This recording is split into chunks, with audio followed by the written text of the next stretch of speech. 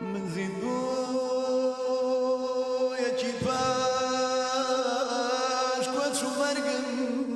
بەم چاوانەی خۆم دۆزەخم دیوە من زیندوویەکی پاش کۆچ و مەرگم بەم چاوانەی